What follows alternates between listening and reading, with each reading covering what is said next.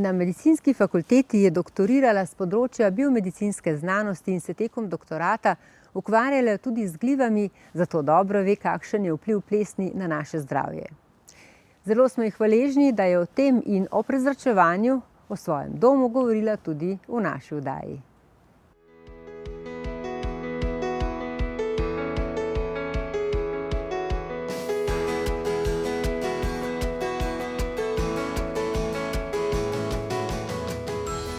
Ker čedalje več časa preživljamo v notranjih prostorih, sploh po zimi, je zelo važno, kakšen zrak dihamo. Zdaj zadnje znanosti prav kažejo, da je eno od pomembnejših orodij, ki ga moramo uporabiti pa upoštevati, če hočemo izboljšati ali pa optimizirati svoje zdravje, to je zdaj ta novi termin biohackinga, da je kvaliteta zraka, ki ga dihamo, eden pomembnejših stvari, ki vpliva na to, kako se počutimo, pa kako se naše zdravje obnaša. Jaz sem za svoj doktorat se že kar veliko ukvarjala s plesnimi in po eni strani sem jih vzljubila, hkrati sem pa tudi ugotovila, kakšne posledice lahko nosijo za zdravje. Zdaj, plesni so ena takšna posebnost, ki na vsakega človeka drugače vplivajo. Eni nimajo nobenih težav z njimi, eni imajo veliko težav z njimi. In tudi težave, ki se pojavljajo, so lahko na celotnem razponu od tega, da imamo malo megle v glavi, pa se težje skoncentriramo, do tega, da imamo zelo resne težave, pa se recimo prav plesni pojavijo v naših dihalih ali pa v sinusnih votlinah. Tako da je velikokrat težko povežemo to, kako se počutimo, pa kakšno zdravje imamo s tem, da smo izpostavljeni plesnim. Hkrati pa tudi ta slika, ki jo imamo v glavi, da so plesni problem samo, ko jih vidimo, je zelo neresnična. Ko mi že enkrat vidimo plesni nekje v nekem kotu, je to že zelo velik alarm.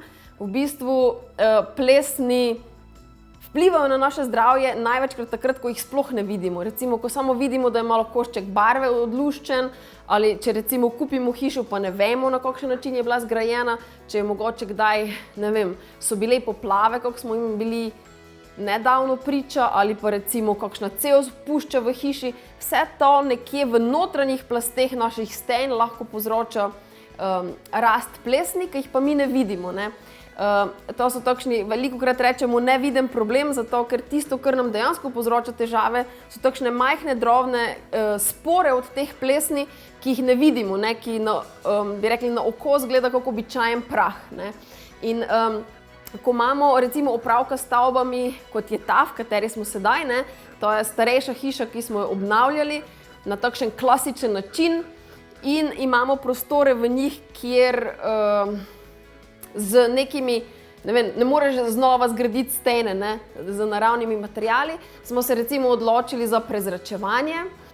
Sploh mi, ki imamo pri hiši še kar nekaj kosmatincev, ki prinesejo še s sabo kar nekaj svojih dlak in še marsičesa iz prehodov, je toliko bolj važno, da pazimo, kakšen zrak imamo, da poskrbimo, da ta zrak, ki ga dihamo, je zdrav.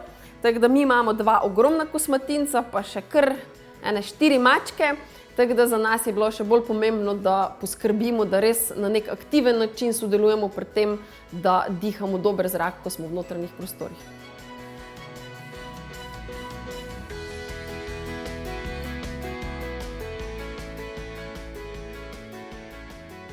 Mi smo se tega problema v tej hiši lotili na takšen način, da smo se odločili sodelovati z podjetjem iVent. Prišli so in pogledali našo situacijo in svetovali točno rešitev. Pri nas je bilo dovolj, da smo namestili točkovno prezračevanje. To deluje na takšen način, da enostavno črpa zrak iz notranjosti ven in izmenjaje potem svež zrak iz zunanjih prostorov v naše notranje prostore.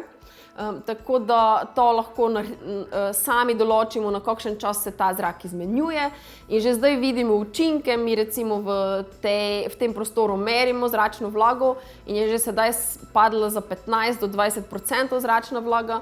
Tako da tudi, ko vstopiš v prostor, lahko začutiš, da je svež zrak, bistveno bolj, kot je bil prej.